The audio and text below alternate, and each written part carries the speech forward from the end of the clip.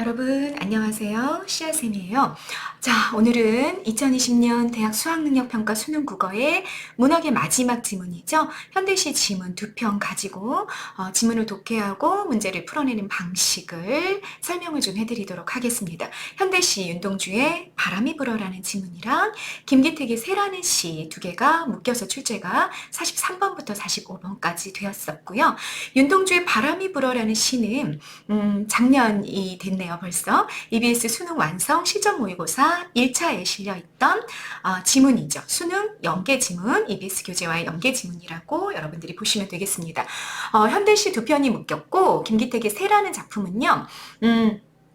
김기택의 사무원이라는 작품이 EBS 수능 특강에 실렸었어요. 이 사무원이라는 작품도 보면 현대인들의 굉장히 기계적이고 반복되는 일상, 그 속에서 억압되고 구속되고 속박되고 무기력하게 살아가며 자기 개성을 상실한 그런 현대인들의 모습을 그리는 그런 작품이었었거든요. 그렇게 살다 보니까 그러니까 뭐 아침 6시부터 밤 10시까지 의자 고행이라는 표현을 썼는데 사무원에서 그렇게 의자에 묶여서 일상을 반복적으로 살아가면서 혹시라도 그 반복되는 고행으로부터 이렇게 퇴직을 강요당할까봐 두려워하고 그리고 월급 봉투에 약간의 돈이 쌓여가지만 결국은 그거는 쌓이는 족족 사라져버리기 일쑤고 이런 삶을 계속해서 살아가는 현대인들의 삶을 풍자하는 그런 작품이 이제 김기택의 사무원이라는 작품인데 그 작품이랑 상당히 유사하다라고 볼 수 있는 그러니까 주제가 유사한 새라는 작품이 비연계로 출제가 되었습니다. 자, 이 두 작품이 묶였고 세 문제가 있었는데 문제 하나하나가 각각의 작품에 이렇게 연결이 됐었어요. 예를 들자면 43번 문제는 여러분 지금 보고 있는 것처럼 가지문 윤동주의 바람이 불어라는 작품이랑만 연결이 되어 있고 그 다음에 여러분 그 다음 페이지 한번 보세요.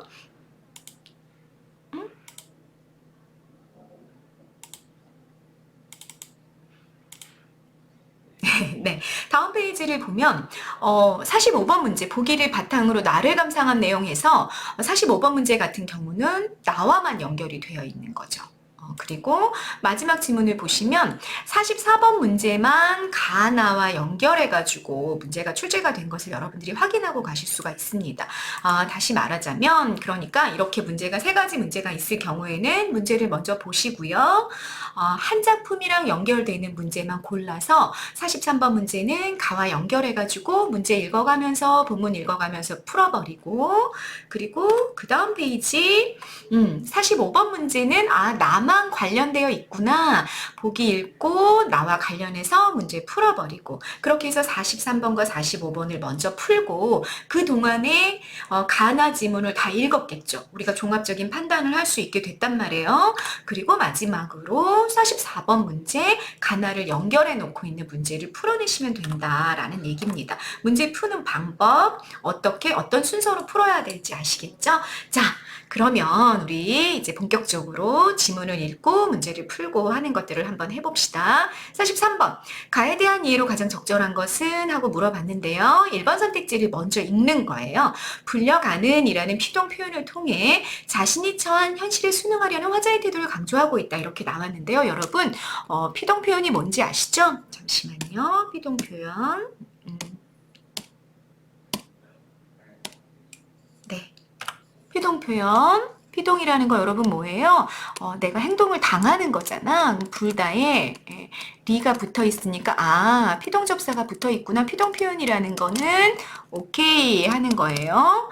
자신이 처한, 자, 내가 처한 현실에 순응하려는 화자의 태도를 강조하고 있는지는 확인을 해야 되는 거죠. 그래서 본문으로 넘어가게 된다라는 얘기입니다. 자, 본문을 읽어봤더니 바람이 어디로부터 불어와 어디로 불려가는 것일까? 이렇게 말하고 있어요. 여러분, 화자가 바람이 부는 어떤 곳에 갔나 봐. 그래서 온몸으로 바람을 느끼고 있는 중이죠. 그러다가 생각했어요. 이 바람은 내가 이렇게 맞고 있는 바람은 어디로부터 시작이 돼서 어디를 향해 가고 있는 것일까라는 의문이 제기가 되고 있어요. 그때 불려라는 표현이 보이는 거죠. 그런데 여러분, 이 피동 표현의 주체는 누구예요? 어디로 불려가고 있다? 무엇이 어디로 불려가고 있는 거죠? 바람이죠, 바람. 바람이 불려가는 거잖아요. 그러면 이 문장이랑 1번 선택지를 연결해서 읽어보는 거예요. 그러면 불려가는 이라는 피동 표현의 주체는 누구다? 주체는 바람이다.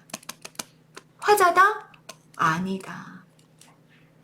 보이십니까? 네. 그래서 자신이 처한 현실이 아니고 화자도 아니고 바람에 대한 이야기를 일련해서 하고 있기 때문에 얘는 안 돼. 이렇게 할 수 있다라는 얘기인 거예요. 됐죠? 그 다음 2번 선택지를 이제 확인해 보는 거죠. 이유가 없을까라는 물음의 형식으로 화자의 정신적 고통에 타당한 이유가 없음을 단정하고 있다. 자, 이유가 없을까라는 물음의 형식이 나왔대요. 근데 선생님은 이 문장을 읽어보자마자 그냥 이건 안 돼 라고 그었어요. 그게 내공인 거죠, 여러분. 여러분 문장 읽자마자 왜 선생님이 이렇게 짝 X라고 얘기했는지 혹시 이해되십니까? 그러면 내공이 좀 쌓여있는 사람이다 라고 얘기할 수 있어요. 자, 이유가 없을까라고 물었단 말이에요.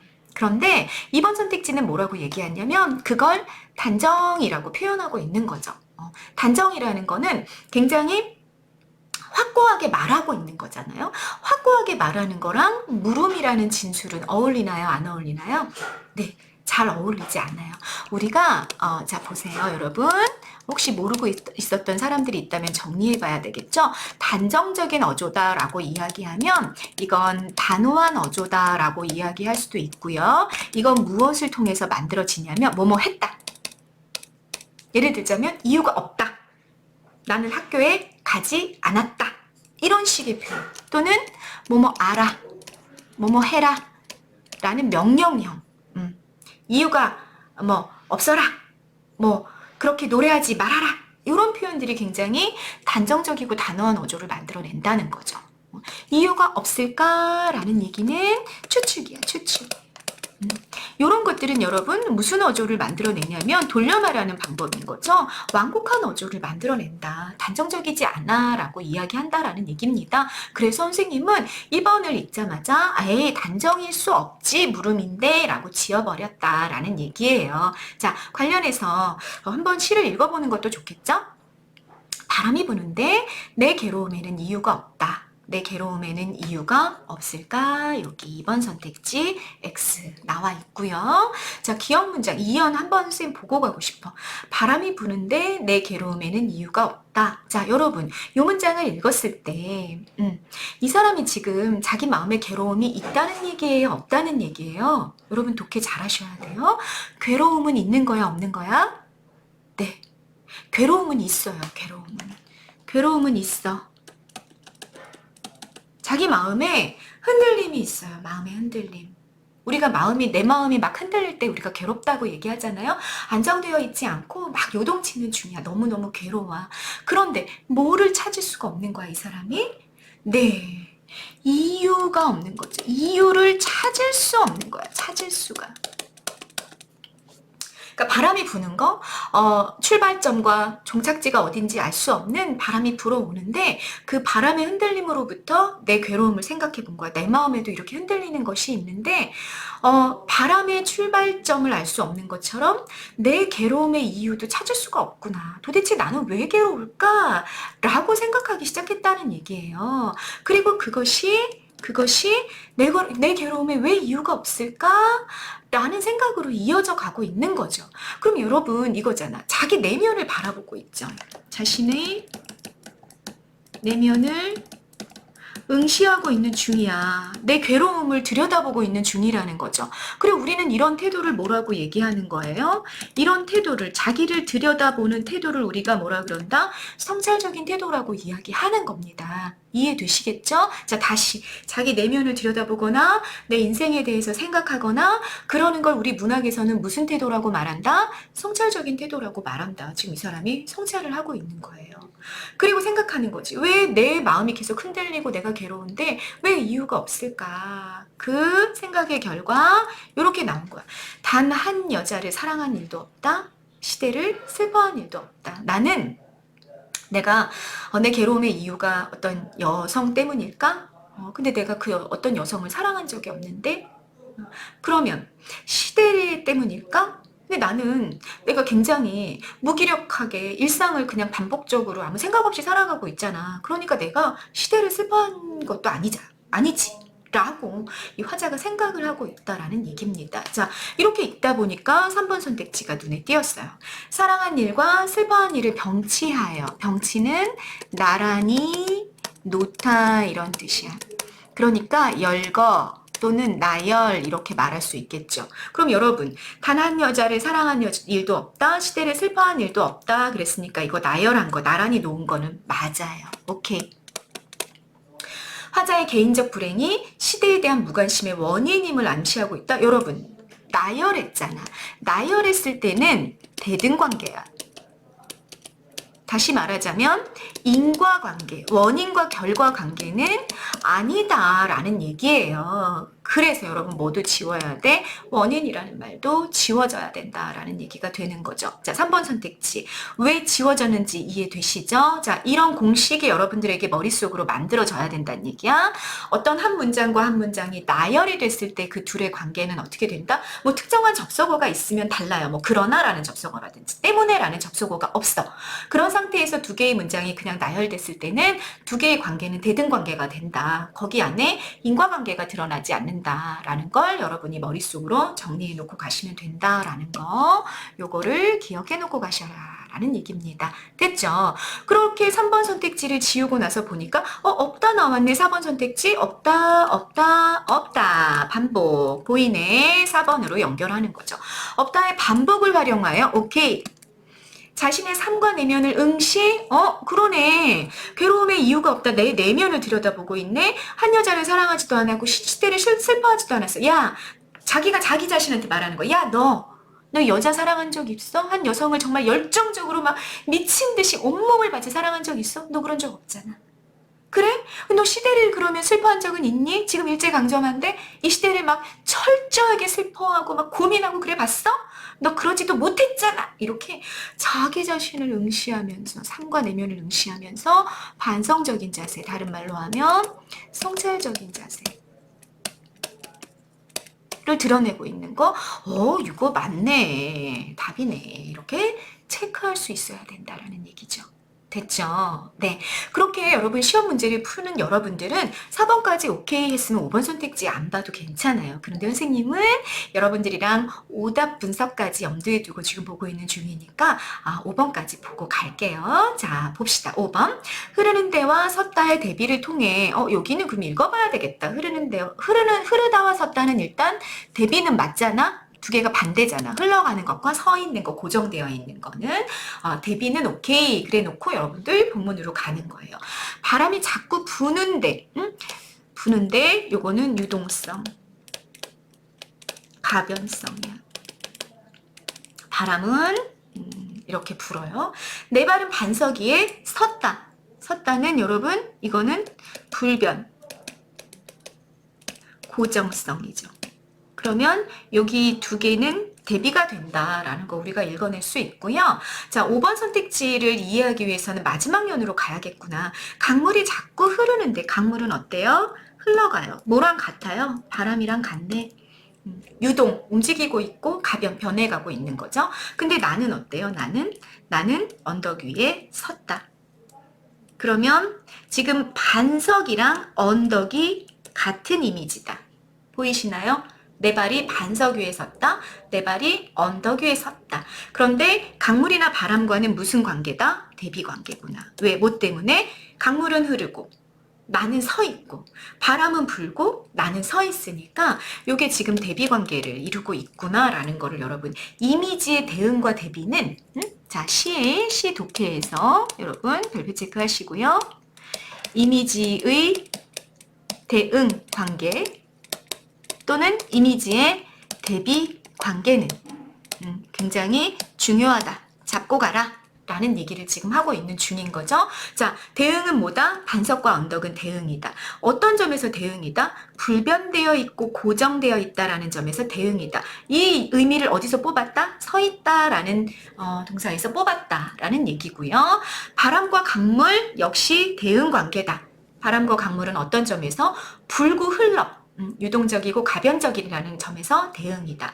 이 바람과 강물이 자 됐죠. 바람, 강물이 무엇과 대비를 이루고 있다? 나와 대비를 이루고 있고 나의 어떤 단어? 반석, 언덕이라는 단어와 대비를 이루고 있다라는 거 그 의미관계를 여러분들이 잡아내시는 겁니다. 그리고 바람과 강물은 자연이죠. 나는 인간이고요. 이렇게 대비를 이룰 때는 선생님이 전에 영상에서 한번 찍었었어요. 자연과 인간이 이렇게 대비를 이룰 때는 주로 한 90% 이상 어느 쪽이 플러스다? 어느 쪽이 긍정적인 의미를 갖는다? 네, 자연 쪽이 긍정적인 의미를 갖고요. 인간이 마이너스의 의미를 갖는 경우가 많아요. 무엇을 부각하기 위해서 여러분 이거 너무 지저분하죠. 선생님 여기 좀 지우고 다시 새롭게 얘기할게요. 자 보세요. 다시 강물 바람이 대응, 반석 언덕이 대응, 그리고 이렇게 대비. 그리고 반석 언덕은 누구에 해당하는 거다? 이거는 나에 해당하는 거다. 나와 그래서 바람, 강물이 대비를 이루고 있는 건데 얘는 자연의 플러스고 얘는 인간의 마이너스다. 이렇게 대비를 이룰 때는 결과적으로는 인간의 비극성을 부각하고 싶을 때 우리는 어떻게 한다? 이런 대비를 활용하는 경우가 시에서는 굉장히 많다라는 걸 여러분들이 좀 배경 지식으로 또는 개념의 팁으로 알고 있어야 된다라는 얘기입니다. 이렇게 읽었을 때 여러분 반석과 언덕은 뭐다? 마이너스다 이 얘기야. 고정성이라는 속성을 가지면서 자 시대는 계속 흘러가요. 바람이랑 강물은 유동성인 거죠. 시대가 계속 흘러간다. 뭐 이런 걸로 우리가 읽어낼 수 있는 거예요. 그리고 격별하는 그 시대의 흐름이 자기에게 발맞춰서 따라오라고 요구하고 있는 거예요. 누구에게? 인간인 나에게. 근데 난 어때요? 이렇게 서 있는 거지 그냥. 이 고정성은 결국 어떤 태도로 연결될 수 있냐면 현실에 굉장히 무기력한 태도로 연결될 수 있는 거죠. 막 야! 빨리 독립운동하러 가자! 행동하자! 실천하자! 이러고 있는데 나는 어떻게 하는 거야? 그냥 가만히 서 있는 거야. 그걸 이 사람이 어떻게 인식하고 있다? 내 발이 반석 위에 서 있고 내 발이 언덕 위에 서 있다라고 표현하고 있다라는 걸 여러분들이 읽어내실 수 있으면 독해가 완성 이렇게 된다 그 얘기입니다. 자, 그것까지 읽어내지 못하더라도 여러분 이 바람과 반석, 강물과 언덕이 이미지의 대비를 이루고 있다라는 것까지는 잡아내시면 정말 좋겠습니다. 그렇게 5번 선택지를 읽어보면 대비까지 맞죠. 변함없는 자연, 여러분 여기 포인트는 뭐냐면 바람과 강물의 변화예요. 바람과 강물의 변화. 변함없는 자연? 반석과 언덕은 뭐 변함없는 자연이라고 할 수 있겠죠. 근데 이거는 자연이라기보다는 누구예요? 나의 속성에 해당이 되는 거죠. 깨달음을 얻고 있는 의지? 이건 전혀 아니죠. 화자가 뭘 부각하고 있는 거다? 무기력한 그 고정성을 부각하고 있는 중이다. 그래서 5번도 X 이렇게 된다 그 얘기입니다. 그래서 43번의 답이 몇 번? 4번 이렇게 나오고 가면 되겠다라는 얘기입니다. 그 다음 질문 보시죠. 자, 45번 문제 나와 관련되어 있기 때문에 한 문제가 한 지문과만 관련돼 있으면 풀기가 훨씬 편하다. 그래서 45번 문제를 먼저 풀자라고 얘기했습니다. 자, 선생님 어떻게 문제 푸는지 보이시죠? 현대시 같은 경우 지문의 길이가 길지 않으니까 그냥 문제만 보고 문제를 통해서 풀 수 있는 것들을 이렇게 왔다 갔다 하면서 푸는 게 시간을 굉장히 줄일 수 있는 방법이에요. 그래서 문제를 먼저 보는 거죠. 45번 봅시다. 보기를 바탕으로 나를 감상한 내용으로 적절하지 않은 것은 3점짜리 문제가 나왔어요. 보기가 나왔죠? 새에서 세 장에 갇힌 새는 갇혔어요, 여러분. 새. 여러분 문학적 상징을 좀 잡고 있으면 참 좋겠죠. 새는요 자유예요, 자유. 어디든지 가고 싶은 대로 갈 수 있는 존재. 자유의 상징으로 굉장히 많이 쓰이잖아요. 그런데 그 새가 어떻게 됐어? 갇혔어. 억압. 속박의 상태에 있죠. 일상의 안온함, 편안함이야. 편안함에 길들여서 자유를 억압하는 일상을 벗어나지 못하는 현대인의 알레고리래. 알레고리는 여러분 전체가 일부분이 아니고 전체가 비유로 사용되는 것을 알레고리라고 이야기하는데 그냥 쉽게 말해서 비유다 이렇게 그냥 정리해 놓고 가도 괜찮을 것 같아요. 현대인의 비유로 사용이 된 게 뭐다? 세상에 갇힌 새다. 근데 이 새는 어떤 속성을 가지고 있다? 일상의 편안함에 길들여가지고 그 일상을 벗어나지 못하는 현대인이다 라는 거를 정보를 준 거죠. 새의 행동에 대해 묘사하는데 일상에 충실할수록 잠재된 힘과 본질을 잃어가는 아이러니. 여러분 대비가 나올 때 대비의 쌍이 나왔을 때 잡아라. 독해에 중요하다 라는 얘기. 일상, 충실 이런 게 한 축에 있고요. 그 반대쪽에 뭐가 있다는 거야? 잠재력과 본질이 있다는 얘기야.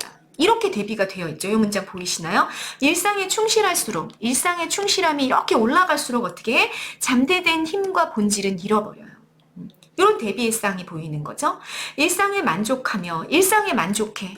그러면 자유로운 삶의 가능성을 외면하게 되는 그런 현대인의 모습을 보여주게 된다. 요 대비의 쌍을 통해서 지금 이 시가 보여주고 싶은 주제가 뭐냐? 우리가 일상에 만족하며 일상에 충실하며 살아갈수록 우리는 정말 자유로운 인간의 본질을 잃어버리게 된다라는 이야기를 이 작품이 하고 싶어 한다라는 얘기를 보기가 한 거예요. 그럼 보기가 시를 얘기를 다 해준 거야. 주제 다 얘기해주고 상징 얘기 다 해줘 버린 거죠. 이건 이런 시구나. 그리고 김기택의 새라는 시를 사실은 뭐 내가 독해하기 위해 애쓸 필요가 없어져 버렸어요. 어떡하면 좋아. 보기가 얘기를 다 해줘 버렸네. 자, 이런 보기가 나오는 경우가 시에선 굉장히 많아요. 그럼 여러분들은 이 시를 통해서 이 시가 말하고 싶어하는 주제가 뭔지를 정확하게 잡고 갈 수 있으면 너무 좋겠다라는 얘기를 여러분들에게 한 번 더 강조드리고요. 선택지 보는 겁니다. 1번, 몸이 창살에 부딪히고 나서야 창살의 간격이 보이는 새는 일상에 갇힌 자신을 의식하는 현대인의 모습이다. 현대인이다. 보기에 나왔습니다. 보기 오케이. 2번, 바깥 풍경이 보일 정도로 적당한 간격의 창살로 된 새장은 안온함과 억압성이라는 양가성을 지닌 일상을 보여주는 것. 양가성이라는 건 상반되는 속성을 함께 지녔다 라는 뜻이에요. 그러면 안온함, 편안해. 그런데 억압, 그 안에서만 편안할 수 있어. 그래서 편안함이라는 플러스와 억압이라는 마이너스 이 두 개를 함께 지니고 있어. 무엇이? 창살로 된 새장이. 뭐 그럴 수 있겠지. 이것도 오케이. 창살이니까 새장에 새가 갇혀 있었다고 얘기했고 3번 봅시다. 닭처럼 날개가 귀찮아질 때까지 부지런히 걷는 새는 아마 본문에 있나 봐요. 성실한 생활이 잠재력의 상실로 이어지는 아이러니를 보여주고 있고 여기 있네. 일상에 충실하면 어떻게 된다? 잠재력을 잃어버리게 된다. 그랬으니까 여기 보기 오케이. 3번도 괜찮네 이러고 갈 수 있는 거죠. 4번, 새장문이 열려도 날지 않고 모이를 향해 달려갈 수 있을 때까지 걷는 새는 본문에 있을 것 같아. 자신의 본질에 충실하다 보니 오히려 자유를 상실하게 되는 상황을 보여주는군. 본질에 충실하니까 자유를 상실해? 그런데 여러분 좀 이게 이상하게 걸리는 거야. 보기랑 대비의 쌍을 봤을 때 본질에 충실해? 근데 이 새의 본질은 뭐였어? 자유였잖아. 자유. 응? 새는 자유라는 본질을 갖고 있었잖아요. 그런데 본질에 충실해? 아닌데 본질엔 충실하지 않는데 뭐에 충실하다 그랬어요, 여러분? 보기에선 일상에 충실하다고 그랬잖아요. 그죠? 일상에 충실하면 그럼 뭐가 돼? 본질을 상실해. 본질이 바로 뭐야? 자유야. 그러면 지금 이 대비의 쌍을 묘하게 이렇게 엇나가게 만들어 놓은 선택지가 4번이구나 라는 답이네. 이렇게 잡힌다 그 얘기입니다. 자, 보기와 충돌하는 선택지가 나왔다라는 걸 우리가 이해하고 갈 수 있게 되는 거죠. 선생님이 본문 읽었나요? 본문 안 읽었어. 근데 본문 안 읽는 게 좀 두렵다. 근데 시간도 좀 남았어. 그러면 본문 읽어도 괜찮아요. 그런데 여러분 작년 수능에서도 그랬고요. 재작년 수능에서도 그랬고요. 지금처럼 3점짜리 보기 문제인데 보기의 어떤 논리 구조를 잘 정리해 놓고 갔을 때 논리 구조라는 건 무엇과 무엇이 대응이 되고 무엇과 무엇이 대비가 되고 이걸 분류하는 게 기본이야. 그래서 선생님 지금 대비상을 정리해 본 거예요. 이렇게 놓고 갔을 때 그냥 요게 꼼꼼하게 대비상이 잡혔을 경우에 요 대비상을 이렇게 살짝 엇나가게 만들어서 문장을 읽었을 때는 그냥 괜찮아 보이는데 그 엇나간 대비상이 지금 이렇게 모순되게 잘못 연결되어 있는 선택지들을 잡아낼 수만 있다면 본문을 읽을 필요가 있다 없다? 읽을 필요가 굳이 없다라는 얘기입니다. 45번 문제가 본문을 안 읽고 그냥 풀렸어요. 주제가 뭔지도 김기택의 새의 주제가 뭔지도 나는 그냥 알 수 있어요. 이렇게 문제를 풀어낼 수 있다라는 얘기예요. 5번 선택지 하늘을 자유롭게 날도록 날개를 빌어올리는 공기를 음미할 대상으로만 나타났죠. 음미할 대상으로만 여기는 듯한 새는 자유로운 삶의 가능성을 외면하고 일상에 안주하려는 현대인 보기에 있었어요. 오케이. 됐죠. 4번이다. 45번 문제를 이렇게 풀고 갈 수 있다라는 얘기입니다. 자, 이렇게 해서 여러분 43번 문제, 45번 문제를 풀면서 가나가 대충 점검이 다 돼버렸어요. 그래 놓고서 44번 문제로 가는 거예요. 다음에 제시된 선생님의 안내에 따라 기억 미음을 탐구한 내용으로 적절하지 않은 것은 공기와 바람은 얘기를 시작했죠. 눈에 보이지 않지만 사물의 움직임을 통해 지각이 되고 계속 움직이며 대상에 영향을 주는 힘으로 인식되기도 합니다. 이때의 대상 가에서는 나였고요. 나. 바람이 불어서 나에게 영향을 줬죠. 내 괴로움을 탐색하게 만들었잖아요. 나에서는 뭐였어요? 공기가 새에게 영향을 주고 있는 거. 이런 속성이 시에 어떻게 활용되는지 알아봅시다. 이렇게 나왔어.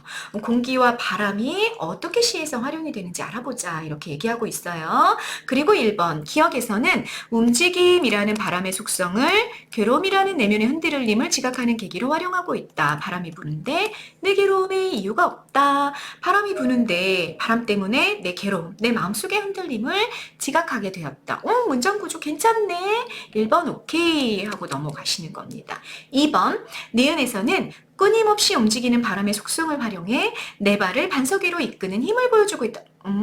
자, 니은 문장 볼까요? 바람이 자꾸 부는데 바람 기억하시죠? 플러스였고 내 발이 반석 위에 섰다. 부는 데와 섰다가 의미상 대비를 이루면서 반석은 마이너스였다. 자, 뭐다? 대비 관계다. 그러면 2번 선택지 바람이 내 발을 반석 위로 이끌었나요? 맞아요? 아니에요. 얘네 두 개는 무슨 관계였어? 대비 관계였잖아요. 대비 관계. 바람이 플러스고 반석은 여기서는 마이너스 의미를 갖고 있었죠. 고정성 때문에 나의 무기력함, 나의 멈춰 있음, 행동하지 않음, 행동하지 못함, 고정되어 있음, 무기력 이런 걸로 연결되고 있었잖아요. 바람이 나를 그런 것으로 이끌었어요? 아니야. 바람은 흐르면서 야 움직여 행동해 아마 그랬을 것 같아요. 근데 내가 그냥 서 있었던 거죠. 자기 무기력함을 자각하게 만드는 게 바람이긴 했지만 반석 위로 이끄는 힘이 되는 건 아니었어. 나는 그냥 반석 위에 고정돼서 서 있을 뿐이었죠. 바람 때문에 그런 건 아니었다 그 얘기예요. 됐죠? 그래서 벌써 어떻게 돼버렸어? 디귿에서 미음까지 읽을 필요 있어요? 없어요? 없어. 미안해. 예, 안 읽어도 돼. 안 읽어도 돼. 어떻게 2번에서 답이 나온 거죠. 됐죠? 이렇게 해서 현대시의 문제가 상당히 빠른 시간 안에 쉽게 풀릴 수 있었다라는 얘기를 여러분들에게 좀 드릴 수 있을 것 같습니다. 자, 이렇게 여기까지 해서 우리 2020년 수능 국어 문제들을 문학 본문들을 다 살펴봤습니다. 여러분 시를 독해할 때 대응관계, 대비관계 또 보기가 나왔을 때도 시의 주제를 뽑아낸다든지 대비관계의 쌍을 찾아낸다든지 이런 것들이 굉장히 중요했다. 시 독해를 위해서 굉장히 필요했다라는 말씀 드리고요. 산문 독해할 때는 단락을 반드시 끊어놓고 길기 때문에 우리가 그걸 다 읽고 풀다 보면 까먹어요. 기억을 못해서 다시 본문을 가게 되니까 단락을 끊어가면서 문제랑 연결시켜라 라는 얘기도 드렸었고요. 월선한 16경과 같은 고전시가 같은 경우는 여러분들에게 고전시가를 독해하는 힘이 좀 있어야 된다. 관련해서 배경 지식과 개념 팁들을 좀 알려드렸었습니다. 4개의 지문을 선생님이 다 영상을 찍어놨으니까요. 확인해 보시고 여러분들이 수능을 풀 때 그게 언제가 될지 선생님 잘 모르겠어요. 고1이라면 내후년이 될 거고 고2라면 뭐 내년이 될 거고 뭐 그렇겠죠. 여러분들이 수능을 풀 때 좀 도움을 받으시기를 바라겠습니다. 네, 여러분의 공부를 국어 공부를 응원하도록 하겠습니다. 감사합니다.